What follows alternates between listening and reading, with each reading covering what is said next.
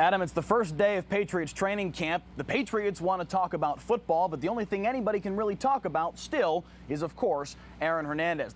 Mike Leslie is here with more on why Patriots says he took this deal. Well, Adam, he's the heart and soul of the franchise, consistent, gritty, accountable, and even though he's only 5'8" on a good day, Dustin Pedroia makes a big impact on the Red Sox. Regardless of any progress made over the course of the last 2 days, the real progress will come when the Patriots can get out here on the practice field and get the pads on. Adam, it's been a somber week for the Patriots franchise. In reality, a somber month or more. Today, for the second consecutive day, some of the biggest names in the organization addressed the Aaron Hernandez situation. The central focus, meeting the issue head on, and then eventually pressing forward.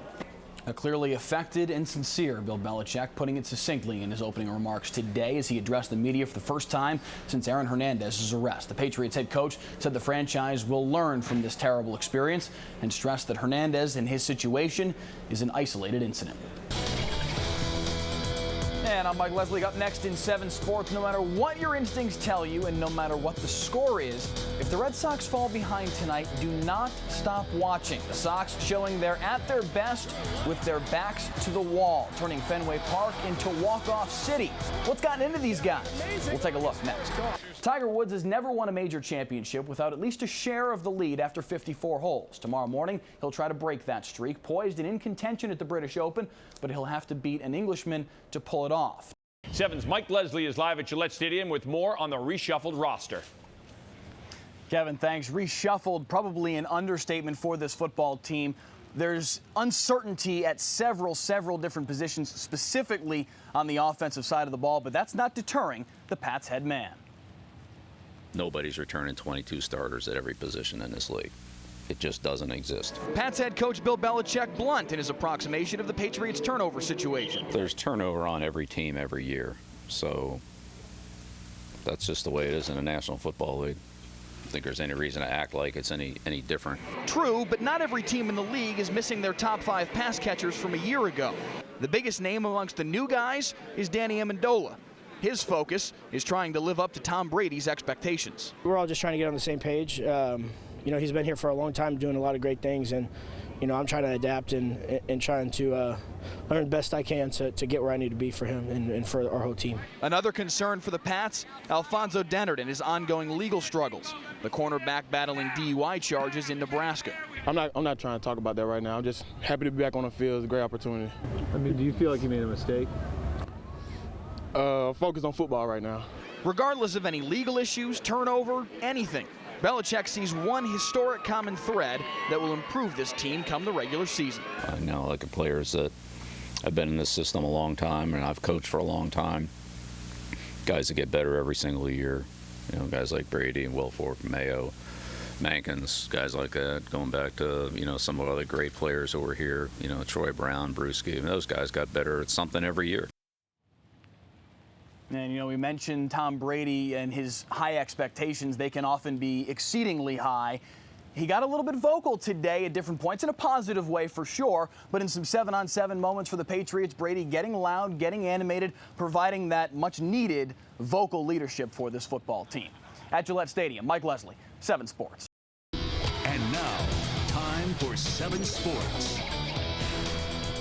Well, coming into today, the Red Sox had a 7-game lead on the New York Yankees. That fact had some people thinking sweep coming in and thinking that the Sox could put the Yanks in a monster 9-game-sized hole coming out of the All-Star break. But today at Fenway, the Sox kind of ran their way out of any chance at a sweep. And it started in the first inning. Runner on second for David Ortiz. Poppy shoots it the other way. Daniel Navado stumbles a little bit coming around third. Vernon Wells hoses him out by a country mile. We'd stay scoreless. Bombers finally break through in the 5th. Brett Gardner puts one just past the dive of Dustin Pedroia. Luis Cruz comes around to score. Yanks up 1-zip.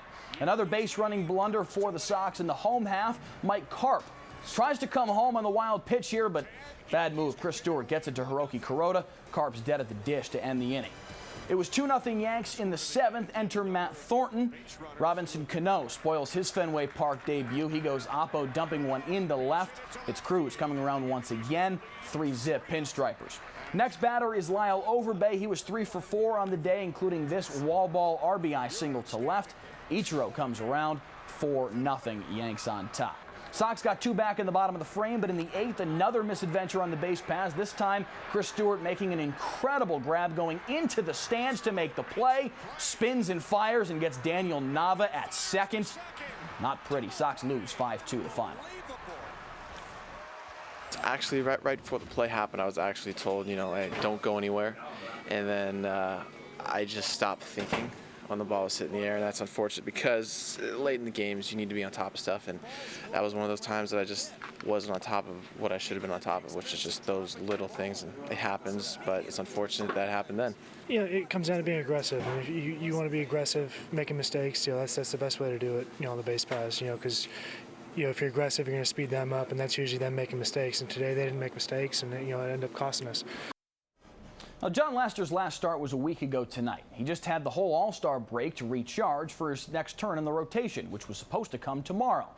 Keywords supposed to. That start pushed back. Not exactly reassuring news given the state of the Sox pitching staff. John Farrell juggling things up, bumping Lester back to Tuesday and handing the ball to Ryan Dempster tomorrow instead.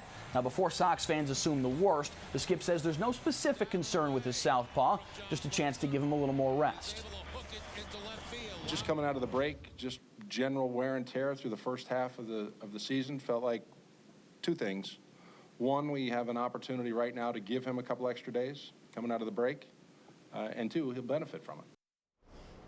And we've got more Sox talk on deck tomorrow night on Sports Extra. We'll have our weekly sit-down with manager John Farrell, and WEEI's Rob Bradford will join us in studio. We're taking a look ahead to Patriots training camp as well. Jermaine Wiggins and Ron Borges will be in, and 7's Rhett Lewis goes one-on-one with new Celtics head coach Brad Stevens. It's all tomorrow night on Sports Extra at 11:25.